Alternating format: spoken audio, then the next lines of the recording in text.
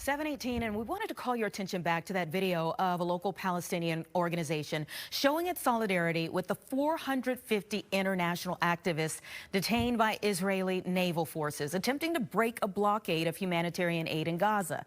They set sail in their very own Chicago River flotilla. The next steps for them after the demonstration much more clear than those that they were showing support for thousands of miles away, which you could see there included an Illinois veteran. I want to bring in North Central College professor of political science William Muck to talk more about the latest in this ongoing conflict. Good morning to you.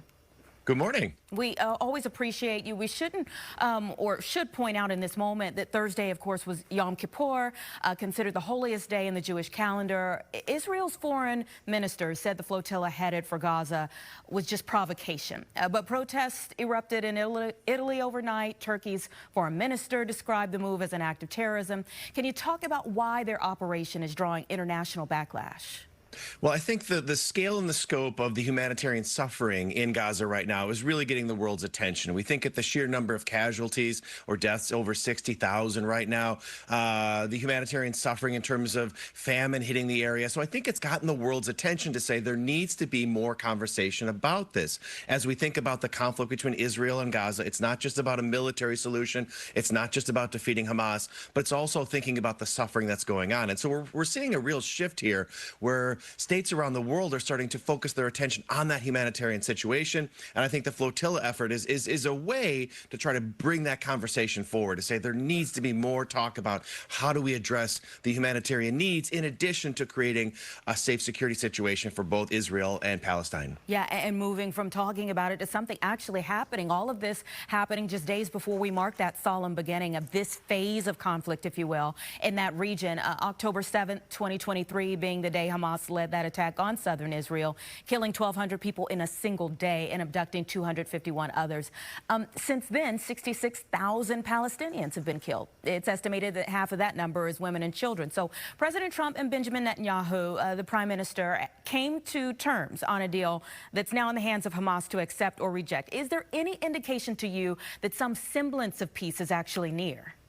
Well, it sounds like, and again, we're still waiting on a response from Hamas, but it does sound like that early reports are that they might have some conditions that they want to change, but that they're interested in pursuing the process. Now, it's hard to put any faith in Hamas and their willingness to engage in this. In some ways, it would be much better if you could have any other actor other than Hamas engaging in this process. But it does sound like there's a potential for a pathway moving forward, especially in those early stages, which is about stopping the fighting, addressing some of the humanitarian concerns, and getting those hostages and that are held back to Israel. So I think those things, there's some space for conversation.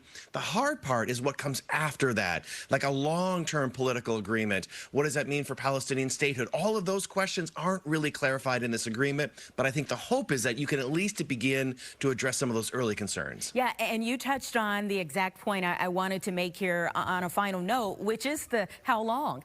Around 20 Israeli hostages are believed to still be alive with families, praying for their safe return, of course. Meanwhile, that flotilla that was intercepted was trying to get to a region with so many lives hanging in the balance, shut out from regular food, medicine, and other goods since March. We have seen progress at times, as you mentioned before, in this war, but it's only been for a short while. So do you think that a deal can hold, given the history here? And what does it signal to other countries nearby? Well, can it? Yes. Is it likely to? I don't know, right? I think where we should put our expectations is, can we stop the fighting? Can we get some humanitarian aid in? Can we get hostages home? Like, even those, like, they're not simple, but those early steps, if that can happen, I think we think about at least a level of success.